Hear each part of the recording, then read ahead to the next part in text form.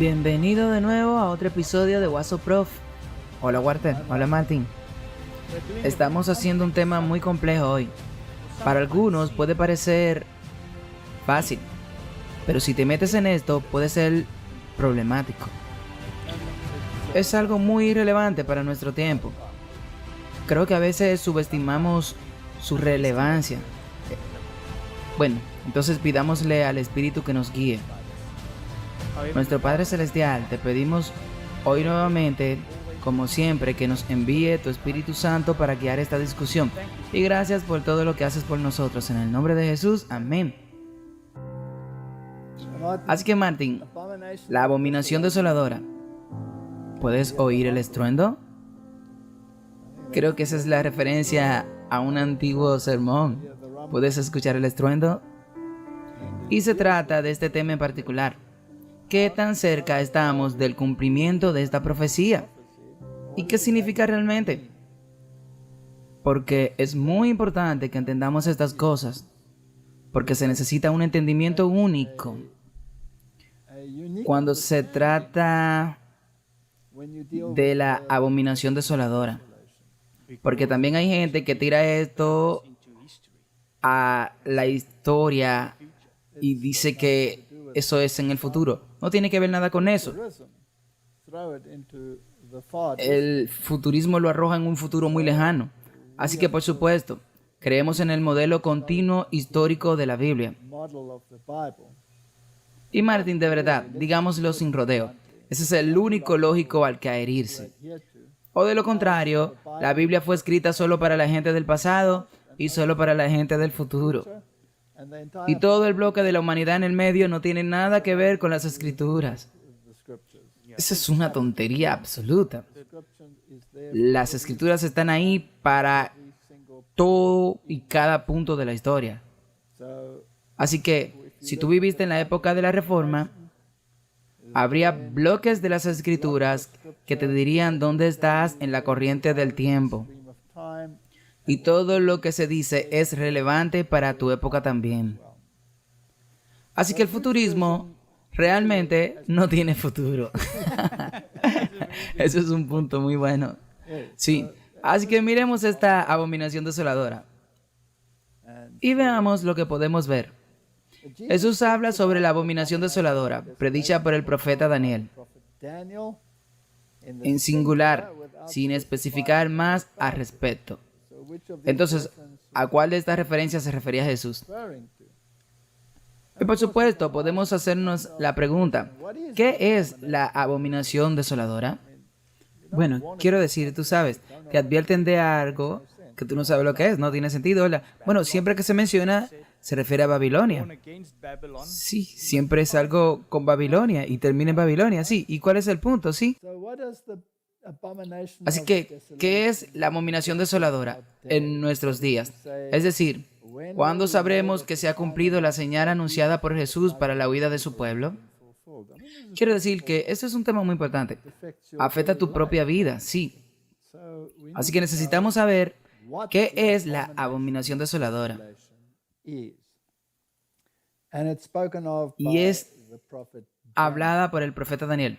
Así que si miramos la palabra desolación, Mateo 24:15, cuando por lo tanto veas la abominación desoladora de la que habló el profeta Daniel, de pie en el lugar santo, cualquiera que lea esto, que lo entienda.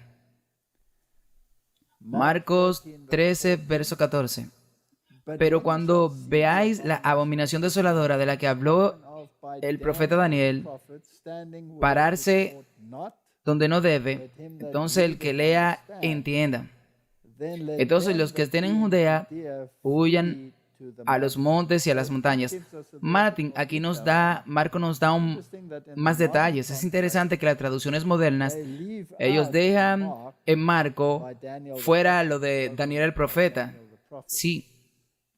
Ahora, el argumento de esta gente es siempre, bueno, si lo dice Mateo, ¿por qué querías repetirlo en Marcos? Eso me irrita. Que podría incluso gritar. ¿Qué hay acerca del segundo y tercer testigo? Tú sabes, eso es tan patético. Sí, porque la cosa es que esa es la excusa. Pero es tan fácil leer las otras partes y hacer tu estudio y luego te olvidas de eso y puedes caer en la trampa de la alta crítica. ¿Qué te dice que Daniel no fue un profeta, que ni siquiera escribió el libro de Daniel?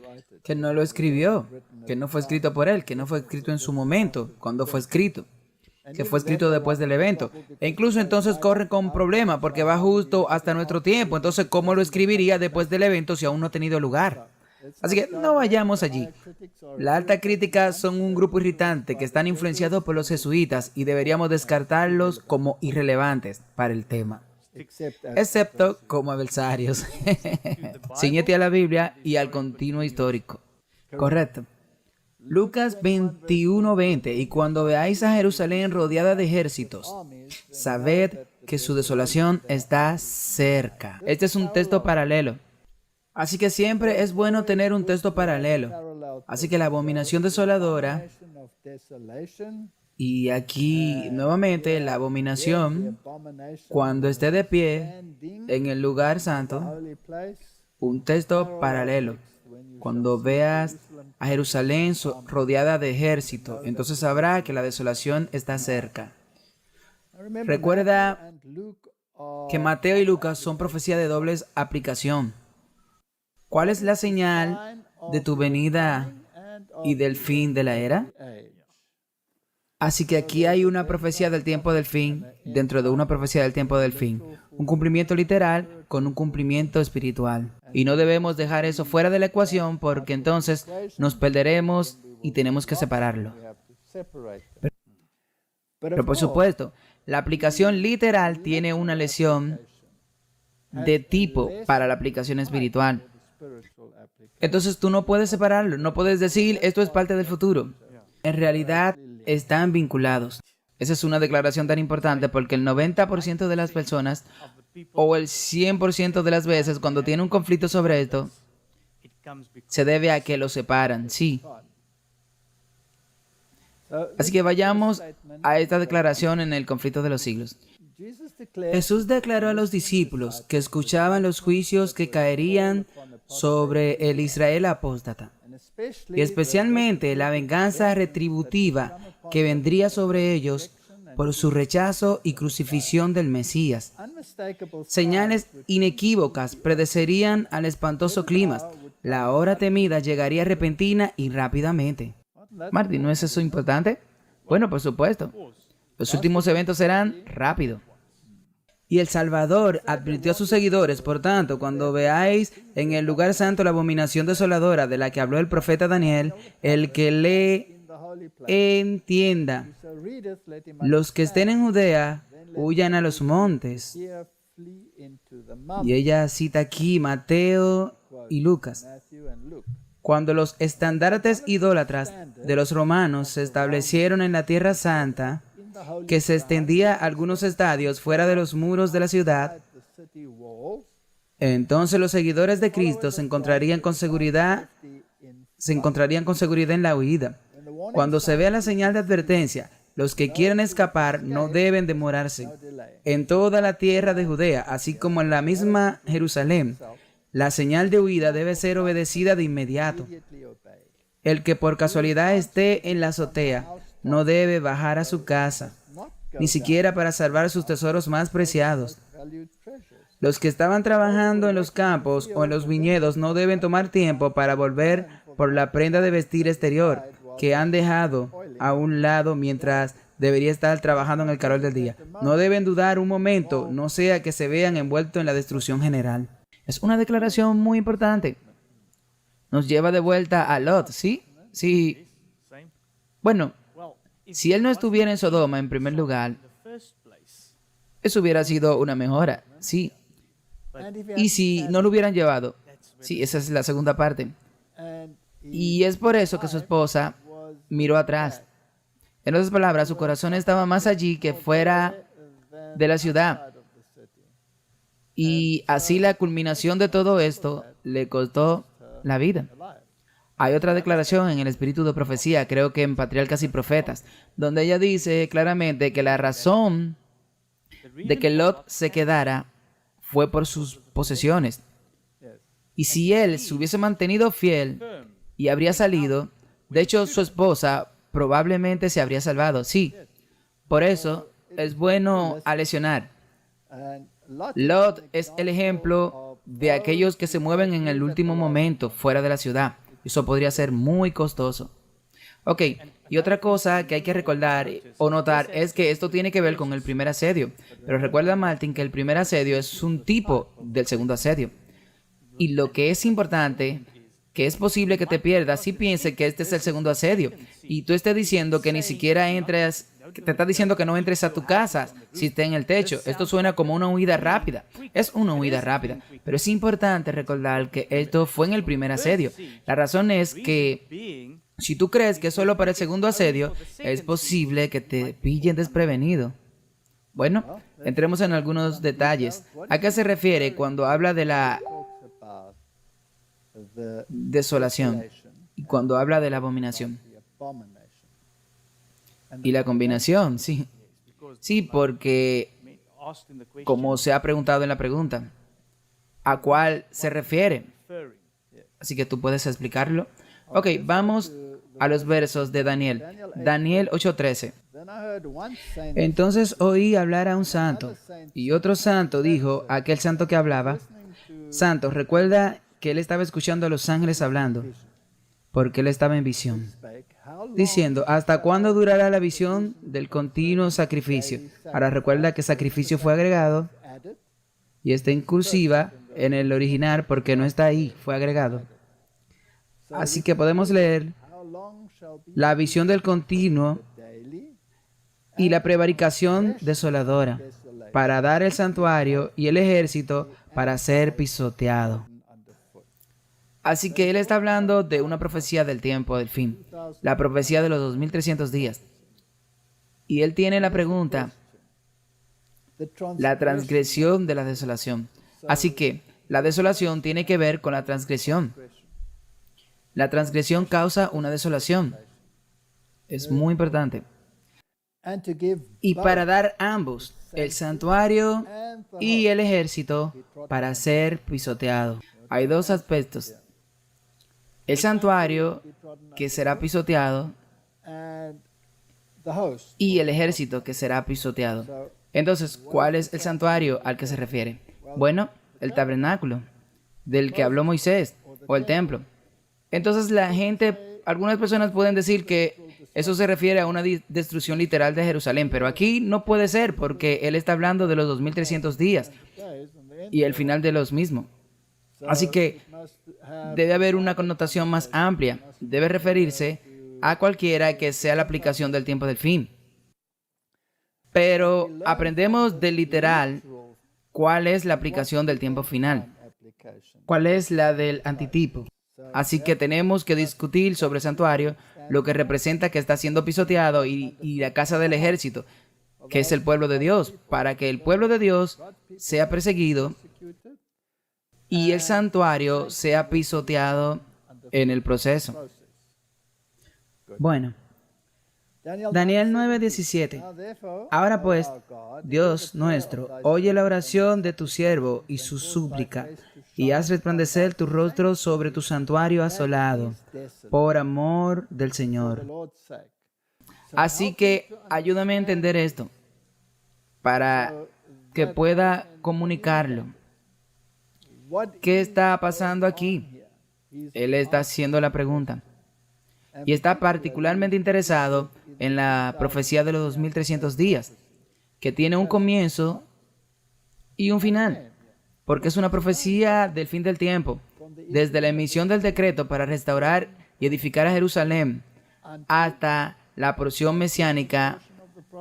La profecía termina al final y no hay manera de que puedas evitarlo. Si tienes una fecha de inicio, entonces debes tener una fecha de finalización, y toma un día, un año por día. Y si tomas este día como un principio y los aplicas, entonces la porción mesiánica está completamente cumplida y satisfecha. Por lo tanto, el mismo principio debe aplicarse al resto. Tú no puedes usar el futurismo, tirarlo al futuro, tirarlo al pasado, preterismo, Es un flujo continuo histórico. Así que desde la emisión del decreto, a través de la era mesiánica, hasta el fin.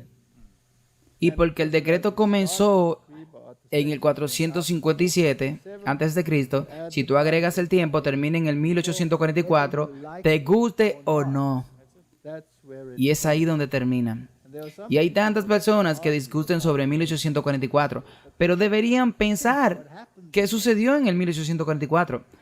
Las grandes líneas se abrieron para la proclamación del Evangelio. La era electrónica se abrió en ese momento para comunicarse a través de código. Las grandes líneas de viaje se abrieron en 1844. La oposición vino en forma de espiritismo, en forma de ecumenismo, en forma de todo lo que tú puedas pensar en el comunismo. El comunismo, todas las cosas comenzaron en 1844. Si ese no es un año importante, entonces no sé qué año es importante. Así que ese es el punto. Y obviamente Satanás atacará esto. Obviamente, porque él tiene que hacerlo. Tiene que atacar la línea de tiempo y tiene que ridiculizarla. Y veo, Martin, que a menudo escucho a los predicadores evangélicos cada vez más atacan el movimiento de Miller. Sí, todo lo que Miller hizo fue tomar una profecía y aplicar los principios y llegar a una conclusión.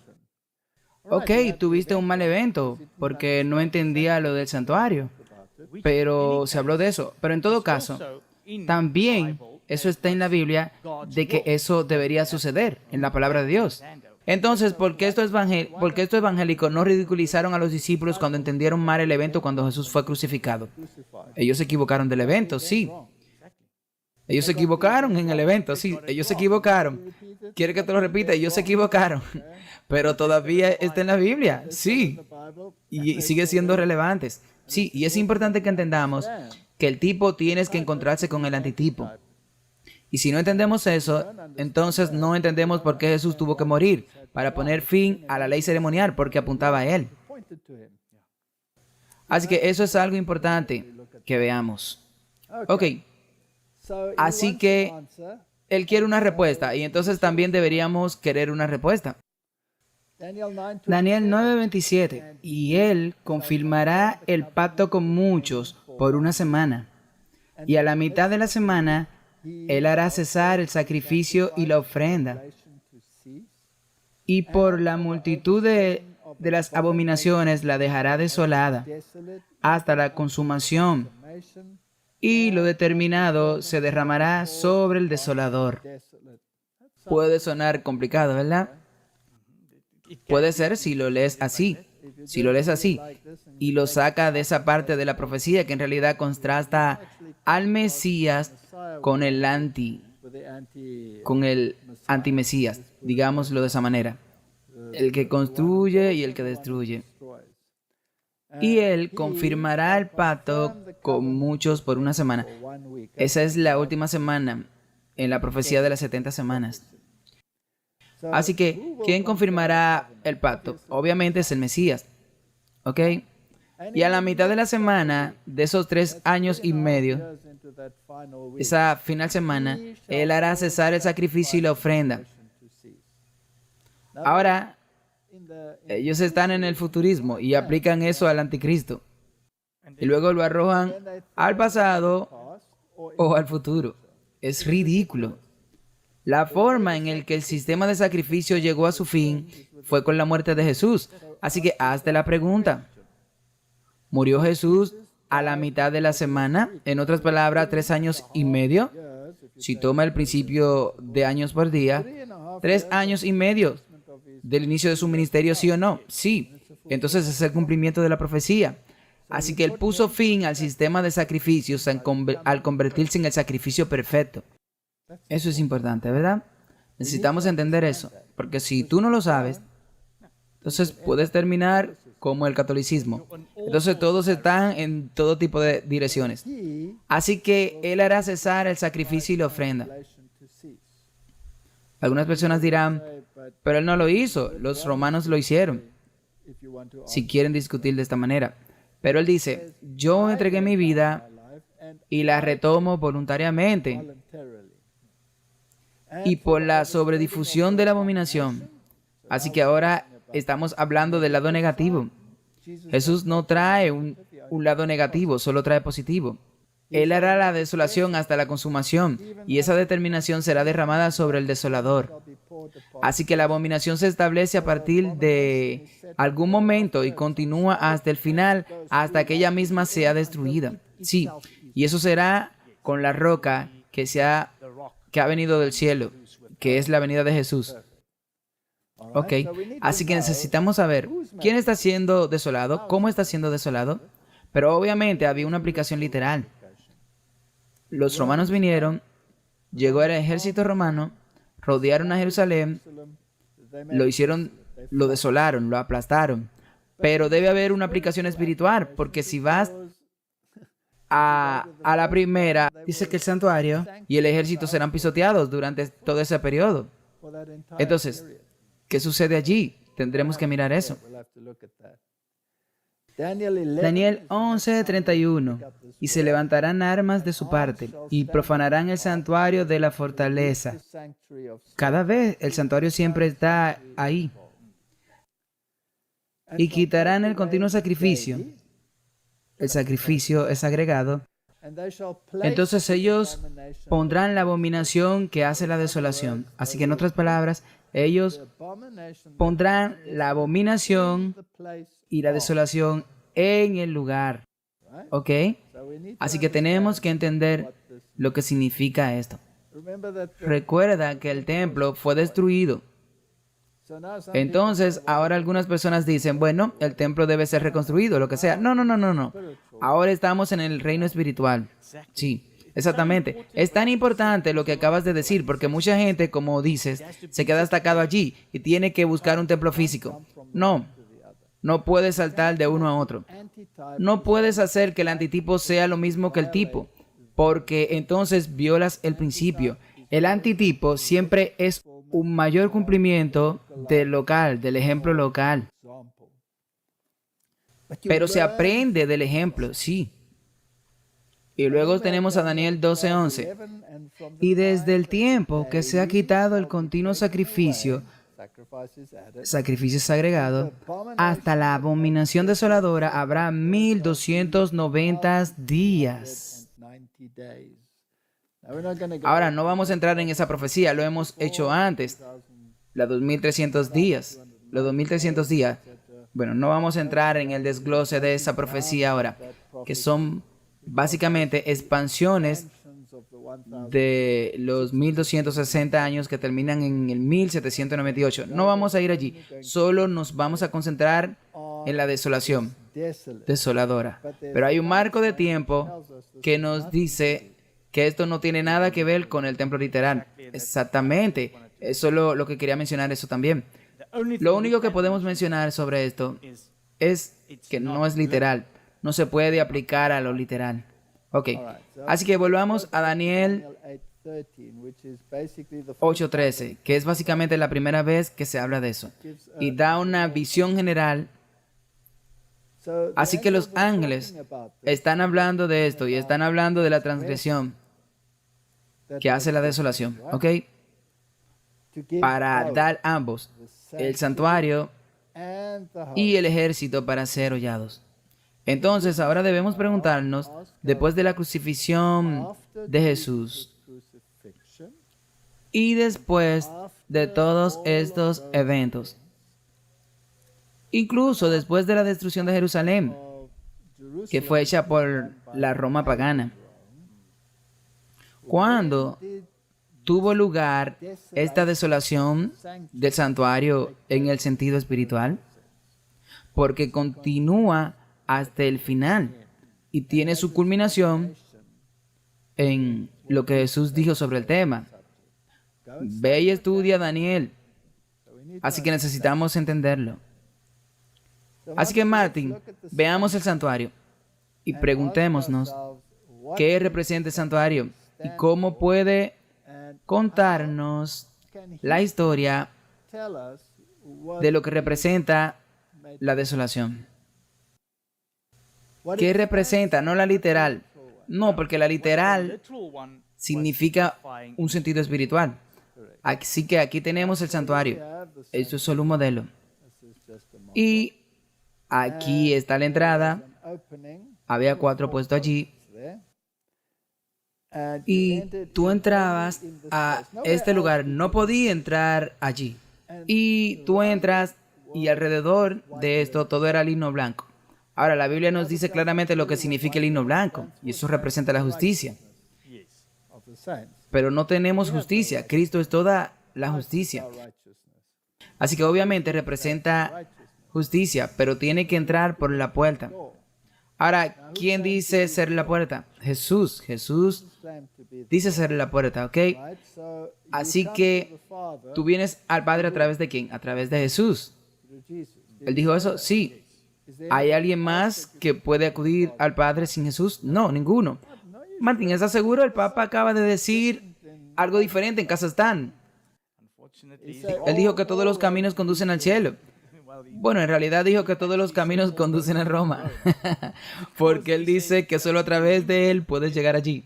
Ok. Es tan amable de él abrir esa puerta para todos, ¿sí? Bueno, la Biblia nos dice que solo hay una puerta. Y ese es Jesús. Cuando tú entras, tú inmediatamente ves el altar de las ofrendas. ¿Es así? Entonces, algo muere allí, a saber, un cordero. Así que, entonces el pecador penitente se arrodilla, coloca su cabeza sobre el cordero, confiesa sus pecados. No tiene que hablar en voz alta. El sacerdote no tiene que escuchar lo que él tiene que decir. Y con el tiempo transfiere sus pecados al cordero inocente. Entonces, ¿a quién representa el cordero? A Jesús. Ya hemos pasado por esto 1000 veces. Lo haré simple. Pero queremos saber cómo se hizo la desolación, ¿sí? Mientras el sacerdote mismo, que es Dios, y eso es lo que representa la rectitud. Entonces, ¿a quién representa? A Cristo, sí. Así que Cristo es el cordero y el sacerdote. Así que entonces el cordero muere. Así que sería un desastre si mataras al sacerdote, porque eso sería un problema. Así que tenemos una imagen doble aquí. El cordero representa a Cristo y muere por el pecado. Y el sacerdote representa a Cristo, quien es el mediador. Ahora, el sacerdote mismo no está mediando. Él es el tipo de mediador. Eso es muy importante.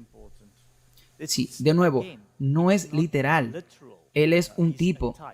Es espiritual. Y en la Biblia el sacerdote es alguien que trae una ofrenda. Tiene que hacer un sacrificio.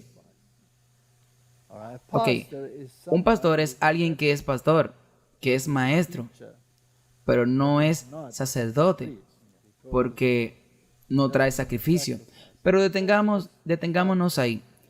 Ok, así que este corderito está realmente atado a los cuernos del altar. En otras palabras, está asociado con ese altar. No puede separarse de ese altar. Y muere en este altar. Entonces, en tipos, entra en la relación y te envía a través de Cristo, a través de la puerta, que es Cristo, y está frente al altar, que representa la cruz. Y el Cordero lo representa a Él, y el sumo sacerdote lo representa a Él. Una vez que ha pasado por ese proceso que se llama justificación, porque cuando tú entras por las puertas, inmediatamente se está rodeado de lino blanco. Sí, cubierto por la justicia. Luego entras al lavacro, que representa el lavamiento al Espíritu Santo. Y ahí vas. Ahora se ha convertido en un representante de Cristo como discípulos. Entonces ha entrado en el lugar santo en tipo. Ahora, es aquí donde oficiaba el sacerdote y él tenía el candelero. Jesús dijo, yo soy la luz del mundo. Así que aquí está el candelero. Si vas al libro de Apocalipsis, él está oficiando entre los candeleros. Sí, iglesias. Sí, en Apocalipsis. También allí estaba la mesa de los panes de la proposición, que tenía los panes sin levadura y todas las especias aromáticas y el incienso y todo lo que representa, que eso representa a Cristo sin pecado, que su cuerpo fue entregado por ti. Luego también en el lugar santo estaba el altar del incienso y allí oficiaba el sumo sacerdote y simboliza las oraciones de los santos que se van haciendo aceptables a Dios por la mediación de Cristo. Luego entras en el lugar santísimo, que a su vez estaba separado por un velo. Eso es interesante. Tú tienes la puerta y luego tienes el velo. Y luego tienes el segundo velo. Y detrás del segundo velo tenías el arca de la alianza. Ya hemos discutido lo que había en la arca. No tenemos que hablar sobre eso. Tenía la vara de Aarón y todas esas cosas y el maná. Los 10 mandamientos que estaban allí escritos con el dedo de Dios. Y encima estaba el propiciatorio. Y encima de ellos, 2 ángeles mirando hacia abajo en el propiciatorio, en una forma muy contemplativa. Ahí tienes el plan de salvación. Para cómo llego a Dios, entro por la puerta, que es Cristo, acepto su ofrenda en mi favor, recibo la justicia de Cristo, que es la justificación, soy limpiado y empoderado por el Espíritu Santo para ser un discípulo de Cristo y un representante. Y eso también se puede hacer a través del bautismo, ¿sí? Y representa el bautismo. Y representa el lavado y la limpieza. Y luego participo de Jesús, la luz del mundo, que es la palabra de Dios. Tu palabra es lámpara a mis pies y lumbrera a mi camino. Y al participar de la palabra, me involucro en la comprensión del carácter de Cristo, emulando el carácter de Cristo, interiorizando el carácter de Cristo, que está representado por el pan de la proposición. Así que cuando yo participo de ese pan, es pan sin levadura. En otras palabras, si no participo del cuerpo de Cristo, no tengo parte y tengo que interiorizarlo. Pero si lo interiorizo sin pecado, porque no hay levadura. Así que en otras palabras, ¿qué representa esto? La santificación. Y sin esa santificación no es posible ver a Dios. Así que no puedo detener una justificación. Debo proceder al renacimiento y debo proceder a la santificación. Y las oraciones que ofrezco se hacen aceptables a Dios. Y todos los pecados que confieso quedan registrados en ese santuario, porque la sangre se aplica a los cuernos del altar del incienso.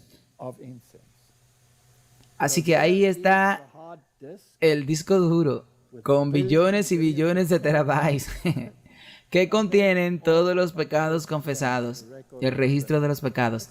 Es como una situación judicial.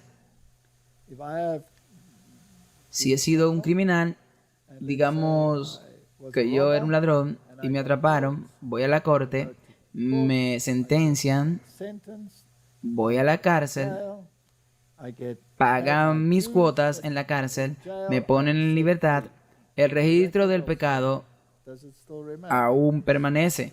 Entonces, si me atrapan nuevamente, buscarán en los libros y dirán, disculpe, el registro dice que usted ha hecho esto. Por lo tanto, no tiene circunstancias atenuantes. Esta vez será peor para ti que la primera vez. Y es así como funciona. Así que el registro del pecado está registrado allí, lo cual es bueno, porque ahora su registro está registrado y eventualmente será limpiado.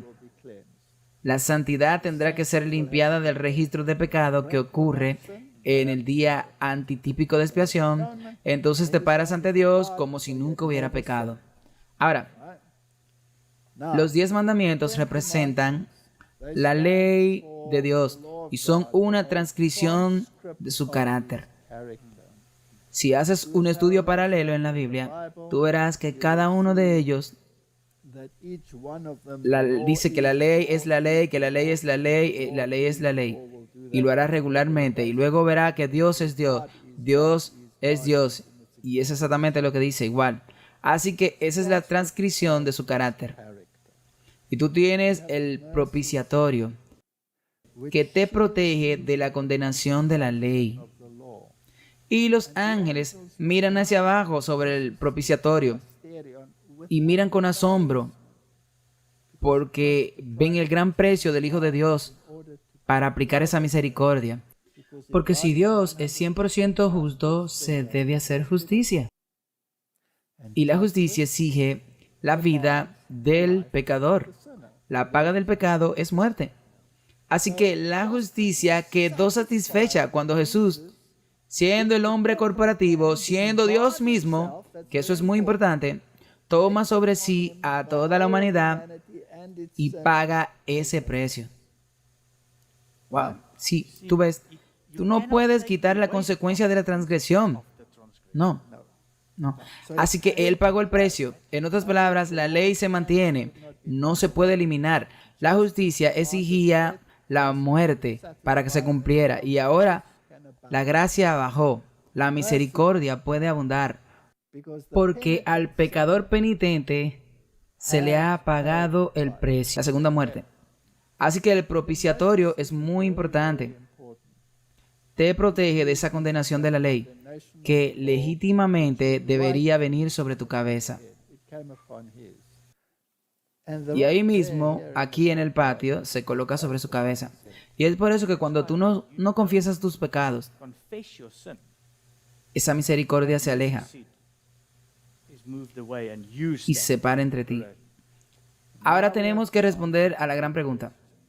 ¿Cómo quedó el santuario desolado? Tomemos un sistema que surgió que se llama catolicismo romano. Entonces, cuando se eliminó el paganismo, entonces podría surgir el poder del cuerno pequeño. El paganismo tenía que ser quitado del camino.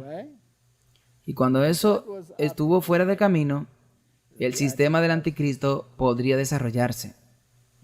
Ahora, ¿qué él hizo? Destruyó el mensaje del santuario. Así que pasemos por el catolicismo a través del santuario. Tú entras por la puerta. Ahora, el catolicismo dice que la puerta no es Jesucristo. Sí, ellos dicen que es la iglesia. Así que entonces tú eres salvo a través de la iglesia. Dios tiene la iglesia, pero usted no es salvo a través de la iglesia. La iglesia es el hospital, simplemente. Sí, pero Él es el médico. ¿Ok? Así que tú entras por la puerta. En otras palabras, tú eres salvo al venir a la iglesia. Entonces tú tienes que participar de los sacramentos. ¿Ok? Ahora, el catolicismo enseña que Jesús nunca murió por ti. Tú no eres salvo por la sangre del Cordero. Tú eres salvo por tu obediencia a la iglesia y a la toma de los sacramentos. En otras palabras, hay mérito en realizar los sacramentos. Entonces, eso se hace desde el altar. El altar está desolado porque Jesús nunca murió por ti. Era solo un ejemplo de obediencia, pero Él nunca murió por ti. Pero, ¿no se desoló también la puerta al cambiarla por completo a la iglesia? Completamente. Cada aspecto fue desolada. Así que la puerta está desolada. La justicia de Cristo ya no es su justicia. Ahora son tus buenas obras, tu obediencia. Así que el lino blanco queda anulado y sin valor. El cordero se hace nulo y sin efecto. El bautismo, que es un renacimiento en sentido espiritual, se ha trasladado al bautismo de infantes. En otras palabras, ser miembro de una iglesia sin una decisión cognitiva. Así que el lavacro se hace nulo y sin efecto. ¿Quién se convierte en la luz del mundo? La iglesia. La iglesia es la luz del mundo. Te dirá lo que está bien y lo que está mal.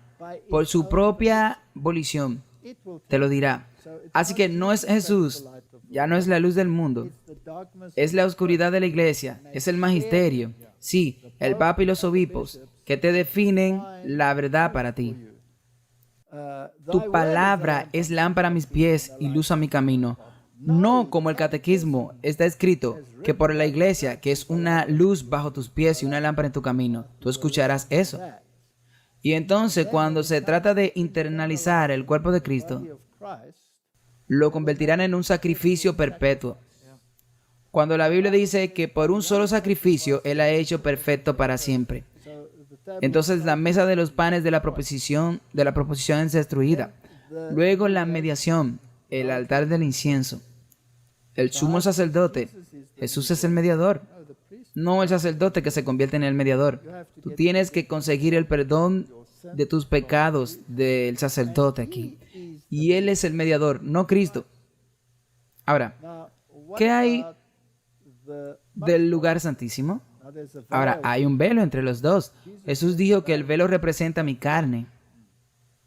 Y cuando Jesús murió en la cruz, ese velo se rompió de arriba abajo, mostrando que la separación que había entre judío y gentil, de acuerdo a lo que Pablo escribió sobre el tema, se ha ido y el evangelio es para todo el mundo. Ahora, tome el arca de la alianza, dentro que está la ley, y dentro está la vara de Aarón, y adentro está la parte del maná. Ahora, la ley es la transcripción del carácter de Dios. Pero aquí la ley ha sido cambiada. Sí, está desolada. Porque una vez que cambias la ley, rompes una, la rompes todas. Y quitaron el segundo y cambiaron el cuarto. Y ellos formularon todo el resto. Y quitaron todas las promesas. Y quitaron cualquier cargo privado que tuviera, que no pasara por la iglesia. Así que todo el mensaje del santuario, todo el plan de salvación ha sido totalmente cambiado. Es una abominación. Es inconfundible. No puedes verlo de otra manera. Y hicieron la desolación. No hay forma de estar seguro. Ahora, cuando estoy entrando a través de Cristo y estoy rodeado por la justicia de Cristo, ¿de quién es el mérito que recibo? De Cristo. Eso es que ese mérito me es contado. En otras palabras, me apropié por fe. No es mi justicia, es su justicia. Ahora bien, ¿quién reparte el mérito en el sistema católico? El Papa. El Papa distribuye el mérito. Y distribuye el exceso de mérito por los santos y hasta Cristo. Así que ahora tú tienes este tesoro de méritos. Y lo encuentra ahora, viendo que Cristo nunca murió por ti y todavía tú eres responsable de pagar el precio de tus propios pecados. Por eso desarrollaron el purgatorio. Y en el purgatorio tú pagas el precio de tus pecados. Ahora bien, ¿quién puede aplicar la misericordia y liberarte de ese castigo? De nuevo el Papa. El Papa puede hacer eso. Entonces tienes ocasiones en las que lo hace con una indulgencia masiva, cuando toma su martillito y golpea la puerta para que pueda abrirla, para que las almas puedan salir del purgatorio. El que suple la misericordia y se convierte en el propiciatorio es el Papa. Entonces, Martín, ¿están los ángeles mirando maravillados al Papa? ¿Y están maravillados de la misericordia que dispensa? No creo. Es una abominación ventajosa, venenosa. No se me ocurre una mejor palabra. No, si hubiera una, estoy seguro que la Biblia la habría usado. Entonces, es una abominación. Todo el sistema es una abominación.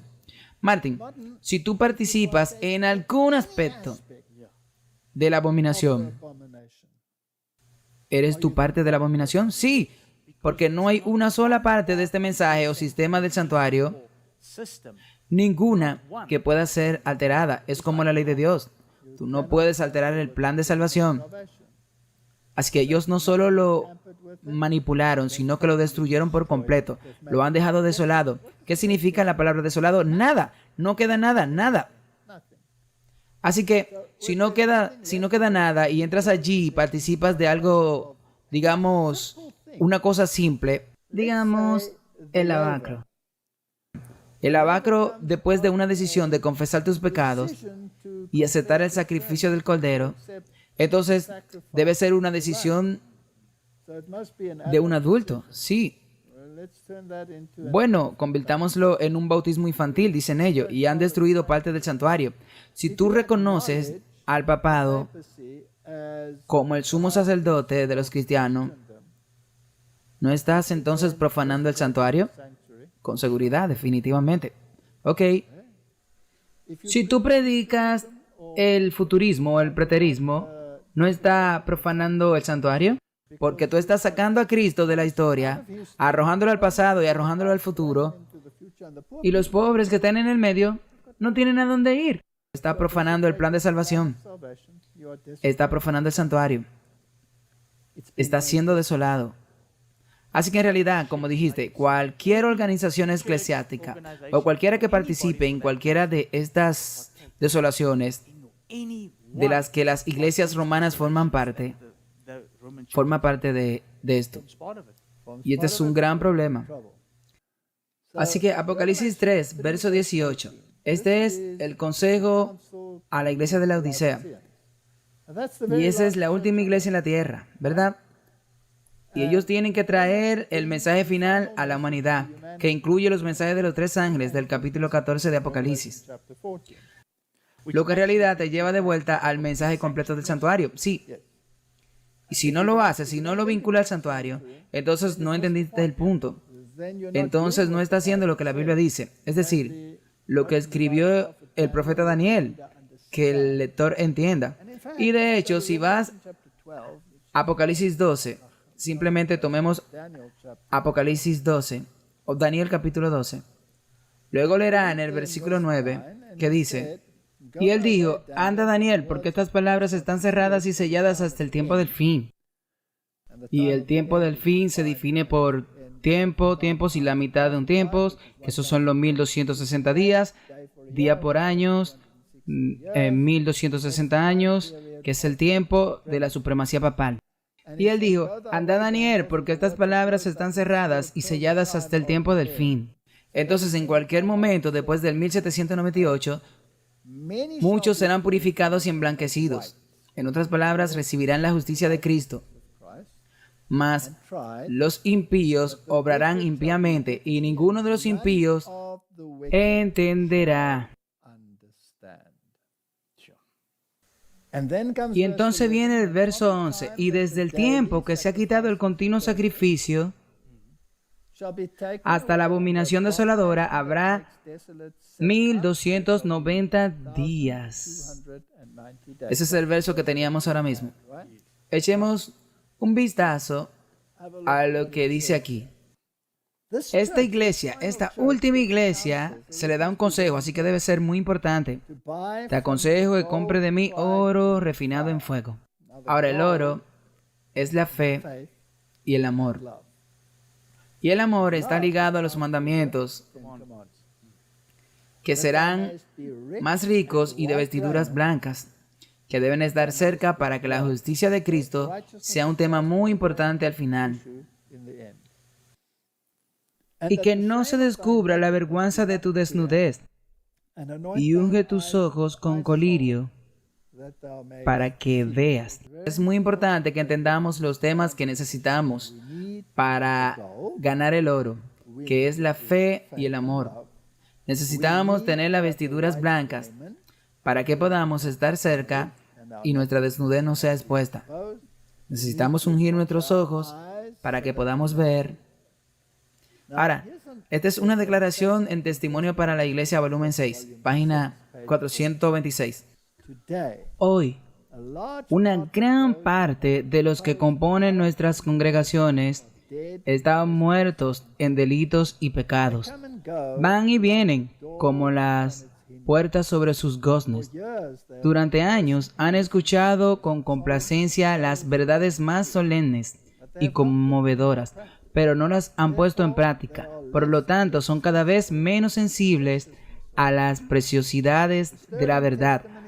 Los conmovedores testimonios de reprensión y advertencia no los despiertan al arrepentimiento. Las melodías más dulces que salen de Dios a través de los labios humanos, la justificación por la fe y la justicia de Cristo, no suscitan en ellos unas respuestas de amor y gratitud. Aunque el mercader celestial muestra ante ellos las más ricas joyas de la fe y el amor, aunque los invita a comprar de él oro refinado en fuego y vestiduras blancas para vestirse y colirio para que puedan ver, endurecen sus corazones contra él y no cambian su tibieza por amor y celo. Mientras hacen profesión, niegan el poder de la piedad. Si continúan en este estado, Dios los rechazará. Se están incapacitando para ser miembros de su familia. ¡Wow! Eso es un tema importante. Importante. Son palabras tan fuertes, pero todavía se están enraizadas en la palabra. Tú no puedes negarla. Ok, volvamos al santuario. Por cierto, esta palabra desolación aparece muchas veces en la Biblia, pero los profetas que más la usan son Isaías y Jeremías. Y luego, por supuesto, la tenemos en Daniel 4 veces. Muchos pastores, dice Jeremías 12:10, han destruido mi viña, han hollado mi heredad, han convertido mi heredad en un desierto asolado. Muchos pastores han destruido mi viña, han hollado mi heredad, han convertido mi heredad en un desierto asolado. Ahora, ese poder que iba a surgir, que haría que el santuario fuera desolado, fue Roma. Vimos cómo lo hicieron. Ellos entraron en el santuario y luego rompieron la casa. Ahora, ¿cuántas personas han sido asesinadas que se oponen a la visión de Roma? Millones, millones. A lo largo de los siglos, hay más sangre en nuestras manos que cualquier otra organización. Por lo tanto, el santurrón del Papa dice ahora, olvidémonos de esa historia y pretendamos que somos santos tirando toda la doctrina por la ventana. En otras palabras, pisotear un poco más el santuario. Sí. Ok. Leamos otra versión en Jeremías, verso 11. Ellos la han dejado desolada. Es muy claro cuando se refiere, ellos la han dejado desolada. Estando desolada me llora, toda la tierra queda desolada porque nadie la pone en su corazón. Básicamente fue lo que leímos en esa declaración. He aquí, esto es Lucas 13:35. Vuestra casa os he dejada desierta, y de cierto os digo que no me veréis hasta que venga la hora en que digáis, bendito el que viene en el nombre del Señor. Martín, hay muchos en ese versículo que no reconocemos. Por ejemplo, si tu casa está desolada, está vacía. Sí. ¿Vacía de qué? De la salvación. De Cristo, sí, de Cristo. Cristo no está ahí. Y ellos no lo verán hasta el fin. Sí. Y entonces Él viene con el juicio. Sí, ¿por qué? Porque lo están echando, porque lo echaron de la casa. Sí. Por ejemplo, Kazajstán. ¿Ellos lo mencionaron alguna vez? No. ¿No lo echaron de la casa? Sí. Y Él dice, no me verán hasta que venga el juicio. Ellos no lo verán. La casa está desolada, está vacía. Es una casa vacía, han pisoteado el santuario. Apocalipsis 17:16. Y los 10 cuernos que viste en la bestia, estos aborrecerán a la ramera, y la dejarán desolada y desnuda, y comerán sus carnes y la quemarán con fuego. Eventualmente, las naciones del mundo se darán cuenta de que han sido engañadas por el sistema e intentarán atacar vengándose. Pero cuando se den cuenta ya estarán todas perdidas. Sí, será muy late, muy tarde para ellos. Apocalipsis 18:19. Y echando polvo sobre sus cabezas, daban voces llorando y lamentándose, diciendo, ay, ay, de la gran ciudad, en la cual se enriquecían todos los que tenían naves en el mar, a causa de su riqueza, porque en una hora ha sido desolada. Así que la economía está involucrada en todo esto, definitivamente. Ok, entonces tenemos que hablar sobre estos temas y ver dónde encajan nuevamente cuando aplicamos la historia y los eventos actuales a lo que está sucediendo en el mundo de hoy. Así que los pastores han destruido la viña. Ellos han cambiado el plan de salvación y aunque sea fraccionario, han participado igualmente en él. Y también en Jeremías, él estaba hablando de la nación judía o ese tiempo Israel que iba a ser destruida. Y como mencionaste antes, es importante recordar que la casa, como la que vimos, es dejada desierta, es dejada desolada. Entonces no sirve mirar a Israel, este país literal, para el fin de los tiempos. Eso es lo que los evangélicos dicen. Pero ha sido desolada. ¿Por qué ha sido desolada? Porque han sacado a Cristo. Incluso algunos han tratado de traerlo de nuevo a Él. No es el mismo Cristo. Es uno que se dedica a traer liberación nacional y no uno que va a traer liberación del pecado. El pecado es el enemigo que debe ser destruido. Así que ellos están constantemente anulando y dejando sin efecto todo el mensaje del santuario, hablando de amor y trayendo sus tradiciones. Y tenemos, Martin, que mirar esto de nuevo y ver cómo se aplica. Así que volvamos a cuál era la pregunta que se planteó allí al principio. Así que Jesús entonces habla de la abominación desoladora, predicha por el profeta Daniel, en singular, sin especificar más al respecto. ¿A cuál de todas estas referencias se refiere Jesús? Bueno, algunos de ellos eran con respecto al literal. Por ejemplo, hoy explica la profecía de las 70 semanas, donde dice que el santuario será destruido. Pero la palabra abominación y las palabras asociadas con ella son un tipo, así que no puedes separarla. Tenemos que tomarlos todos en cuenta. Entonces, ¿qué representa la abominación y la desolación en nuestros días? Representa cualquier forma de cristianismo o cualquier religión que hace que el mensaje del santuario sea nulo e inválido. Así que el que lo hizo en una escala literal y persiguió a los que se les oponían fue el papado. Eso es todo. Así que cuando Jesús habla de estas cosas y cuando habla de este versículo, cuando vean la abominación desoladora de la que habló Daniel, el profeta, que está en el lugar santo, mire, el que lea, entienda. El texto paralelo está en Lucas capítulo 21 al 20.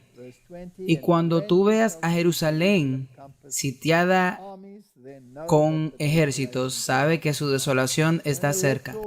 Así que cuando tú ves al ejército de Roma rodeando a Jerusalén, de pie en el lugar santo. Ahora, el lugar santo estaba, como leímos en esa otra declaración, a unos estadios fuera de la ciudad. De hecho, Nehemías había proclamado un área limpia donde ni siquiera los comerciantes podían entrar. Y no podían entrar en el sábado para hacer su trabajo, por lo que el sábado era muy, muy importante. Y este lugar santo debía estar limpiado, incluso de los comerciantes. Es interesante, ¿sí? Y no debían profanar el sábado. Ese es un tipo. Para que los comerciantes no profanen el sábado al final de los tiempos. Ahora, hemos estado hablando mucho sobre eso y sobre la introducción de la ley dominical y todos esos asuntos. Y ellos quieren introducir una semana laboral de 4 días. Pero es interesante que las empresas le den libre el martes o el miércoles, pero no el sábado. Es muy interesante. Pero no vayamos allí. Así que cuando hablamos de esto en un sentido literal, cuando tú veas que vienen, debes huir. Sí, debes huir. Ahora, hubo 2 asedios. El primer asedio, ellos rodearon la ciudad y luego partieron de nuevo.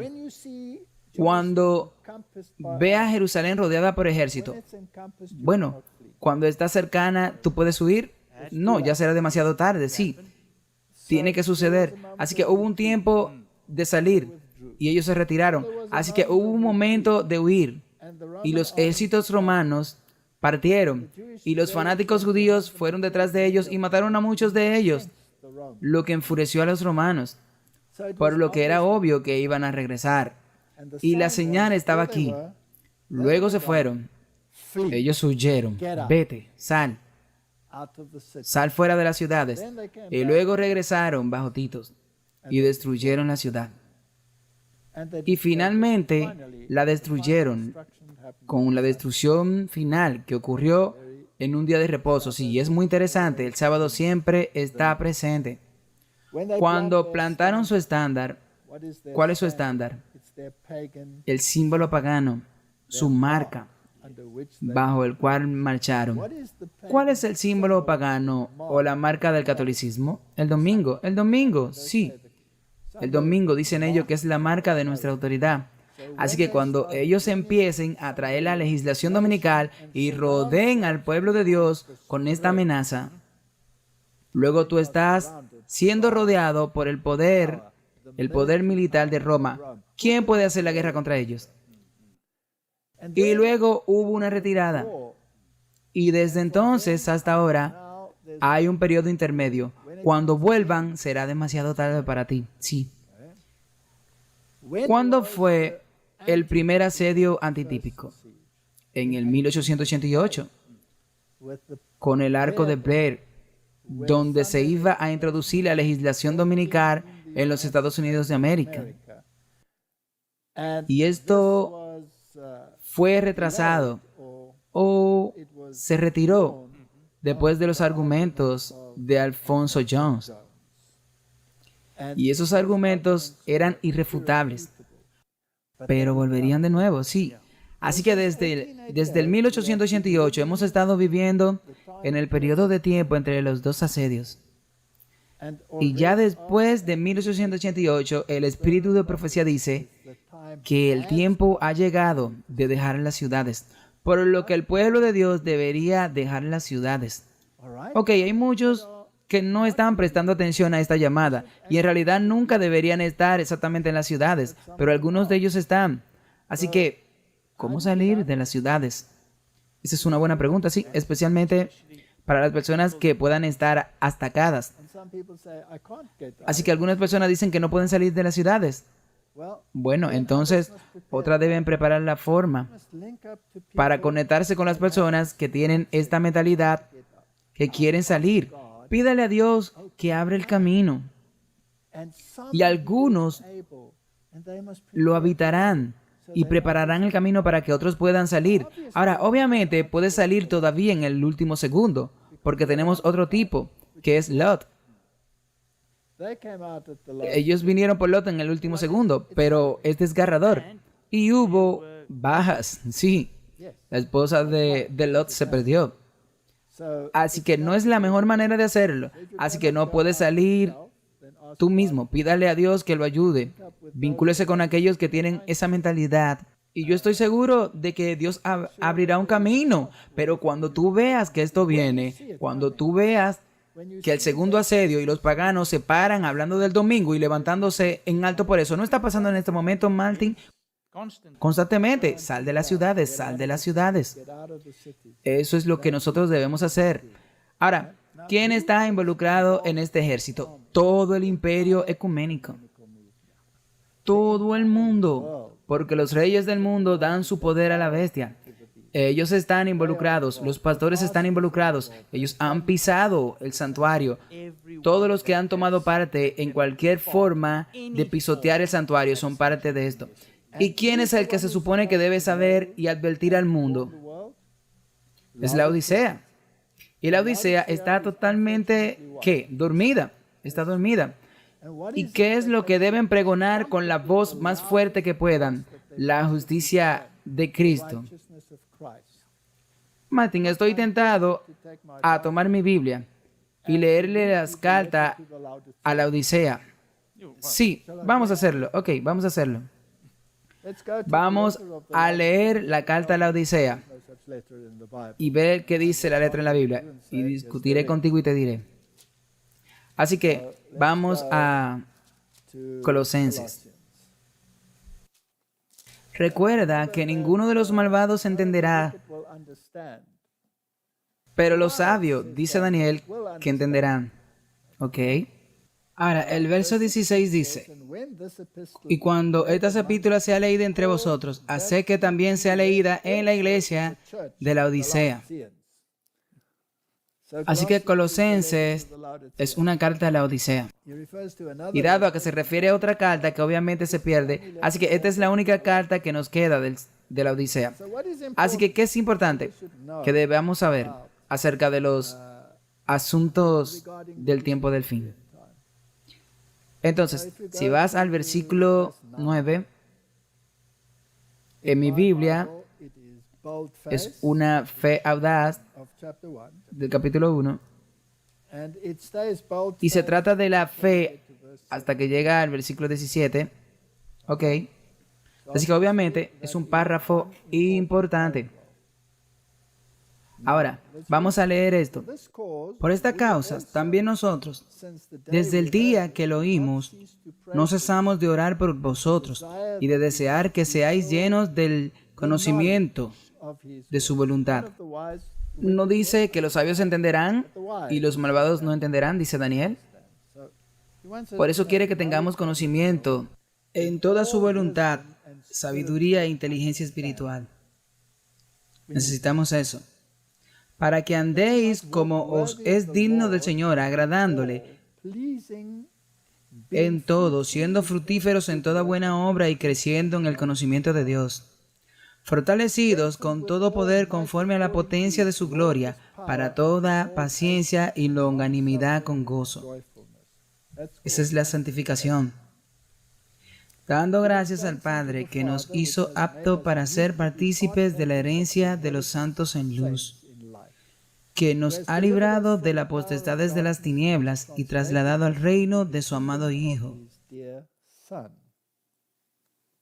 El verso 14. En quien tenemos redención por su sangre, incluso el perdón de los pecados. ¿No es esto parte del santuario del catolicismo? No, es parte del santuario celestial.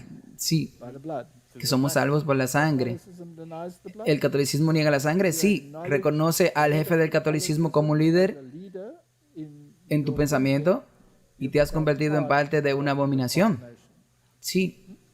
Ok.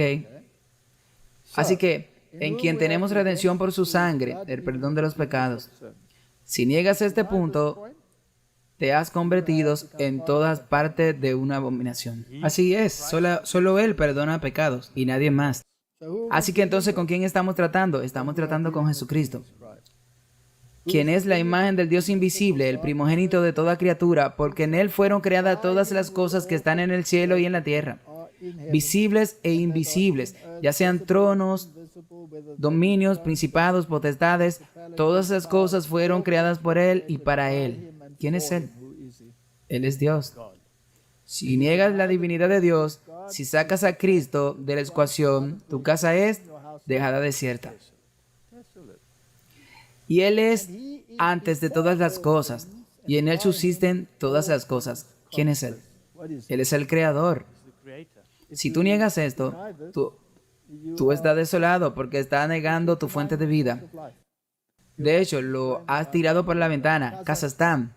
No lo mencionó ni siquiera una vez. No. Tu casa está desolada.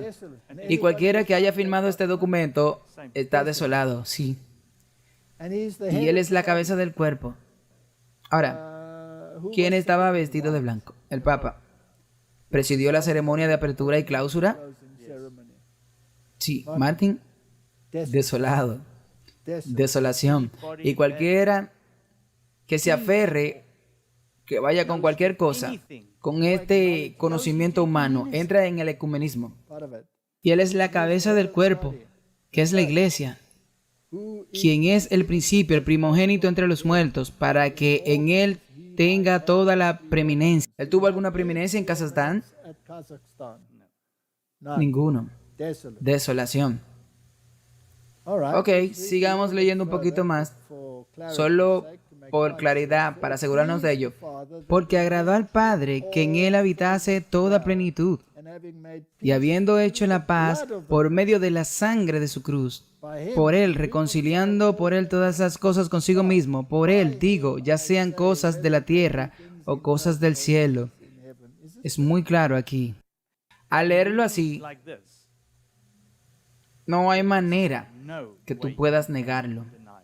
No, que puedas negar la divinidad de Cristo.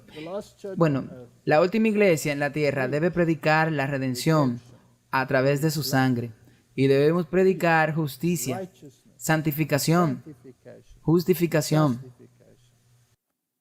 Verso 21. Y a vosotros que entre otro tiempo erais alineados y enemigos en vuestras mentes por obras inicuas, ahora os has reconciliado en el cuerpo de su carne por medio de la muerte. Él murió por ti. Sí. ¿Cómo pueden profanar el santuario predicando algo opuesto? Y si tú tomas, ¿quién fue que murió en la carne? La persona que fue descrita en los versos anteriores. Sí, Él es Dios. Ok, Martin. Así que no hay duda de que no puedes negar nada de esto. Y luego dice, por medio de su muerte, que te presentes santos, irreprensibles, delante de Él. Si permanecéis cimentados y firmes en la fe, y no os apartáis de la esperanza del Evangelio. Martin, si te alejas del santuario, ¿no te alejas de la esperanza del Evangelio? Sí, absolutamente. Te alejas de la esperanza del Evangelio. Pasemos al capítulo 2. También te alejas del juicio. Así que cuando regrese con la recompensa, ellos también lo están negando, sí, y ellos no lo verán hasta que regrese con la recompensa, y ellos no quieren eso. Así que el capítulo 2, porque quisiera que supierais el gran conflicto que tengo por vosotros y por lo de la Odisea, y por todos los que nos han visto mi rostro en carne, para que sus corazones sean consolados, unidos en amor, y en todas las riquezas de la plena certidumbre de entendimiento, para el reconocimiento del misterio de Dios y del Padre y de Cristo, en quien están escondidos todos los tesoros de la sabiduría y el conocimiento. ¿No tiene el Papa una tesorería? Sí, de mérito.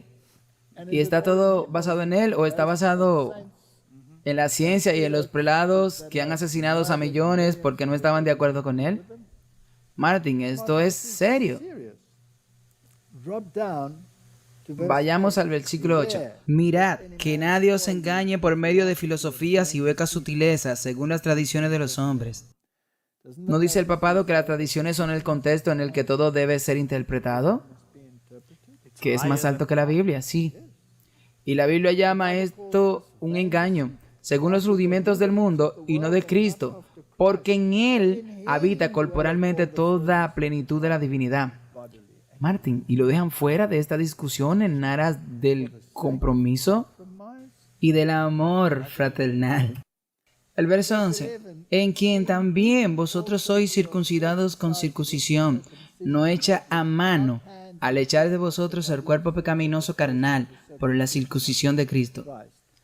Y luego viene esta importante declaración, anulando el acta de los decretos que había contra nosotros, que nos era contraria, y quitándola de en medio, clavándola en la cruz. Luego el verso 16. Por tanto, nadie os juzgue en comida o en bebida, o en cuanto a días de fiesta, luna nueva o días de reposo, que son sombra de lo porvenir. Pero el cuerpo es de Cristo.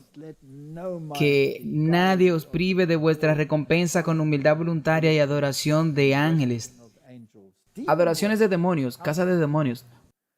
Martin, la Odisea debe quedar absolutamente clara de que él está hablando de la ley ceremonial, que es la sombra de lo que vendrá. La ley nunca fue sombra. Los 10 mandamientos nunca fueron sombra de lo que vendrá. Es una transcripción de su carácter. En todo caso, apunta de nuevo a la creación. Pero este apuntaba hacia Cristo, sí. Y eso incluye los sábados ceremoniales Todos señalaron el ministerio y la expiación de Cristo. Así que, Martin, esto es muy importante. Y luego, por supuesto, te dice cómo tú debes vivir una vida cristiana, etc. Así que básicamente, esta es la epístola a la Odisea, sí, como vimos, porque en el verso 16 dice que el capítulo fue para que lo lea la Odisea. Así que entonces, ¿qué es lo que la Odisea necesita entender? Necesita entender la preeminencia de Cristo, sí. Cualquier cosa que niegue la preeminencia de Cristo debe ser rechazada. Cualquier cosa que lo deje afuera es una desolación. Y no lo pone en formas en las que se supone que sea Dios. La justicia por la fe, necesitamos entender eso, sí. Si no incluyen la justicia por la fe en la salvación, no tienen salvación. Alguna forma de justicia por obras, tienen que entender ley ceremonial y tipo y antitipo, sí. Si no lo hacen, si tú no lo haces, entonces tú vas a mirar al Israel literal, sí, y te vas a confundir.